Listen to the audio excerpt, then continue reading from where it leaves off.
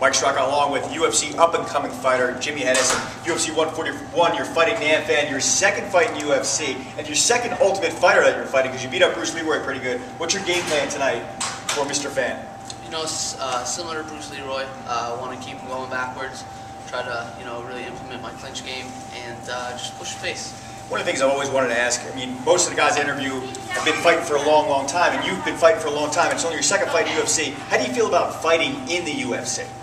You know, it's an honor. I think every fighter really thrives to be in the UFC. This is my second time. For me, it's just another fight at this point, and just glad I have a good opponent, a good venue to fight in. You know, one of the things that opens up when you're in the UFC, obviously, is marketing and marketing opportunities. And one of the things I understand, you're part of Team Palooka, and that's a comic book company, and they're making a comic book for MMA guys, which is really freaking awesome. I mean, would you be a comic book character in a comic book if you could? Oh, absolutely.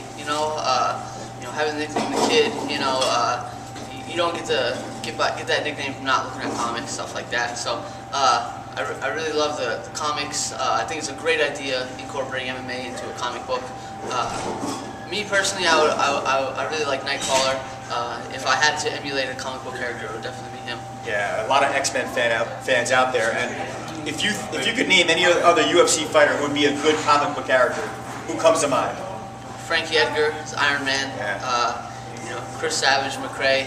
He used to be the guy in the loincloth going around saving women. And wait, he already does that in real life. Yeah, so it would translate well into the comic book.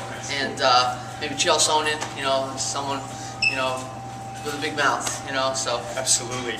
So, you basically put almost any great personality, MMA personality into a comic book. So that's why I think it's a real good idea to take it and run with it. Awesome. I'm Mike Straka along with Jimy Hettes.